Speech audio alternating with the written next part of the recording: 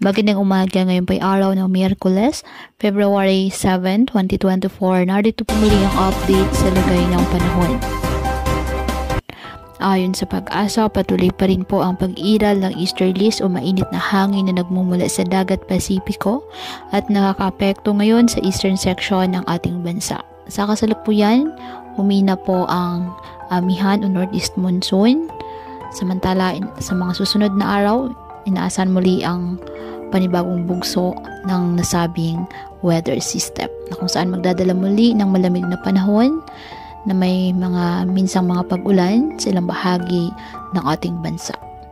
Wala pong bagyo o low pressure area na minomonitor sa loob at labas ng ating PAR na maaaring makaapekto sa ating lagay ng panahon. Ngayong araw, dahil sa easterlies ang Davao Region, Sacsayhuaman, Southern Leyte, Dinagat Island, Surigao del Norte at Surigao del Sur, asahan na maulap na halangitan na may kalat-kalat na pag-ulan at thunderstorms. Apektado pa rin naman po ng amihan ang Batanes.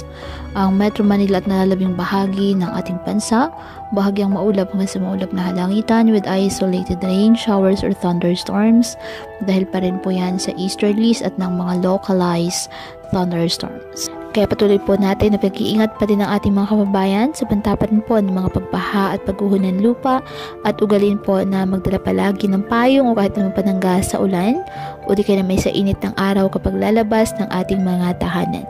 At yan po muna ang update sa lagay ng panahon ngayong araw. Muli, patuloy po tayo na mag-ingat at palaging tandaan, God loves you. Stay safe and God bless.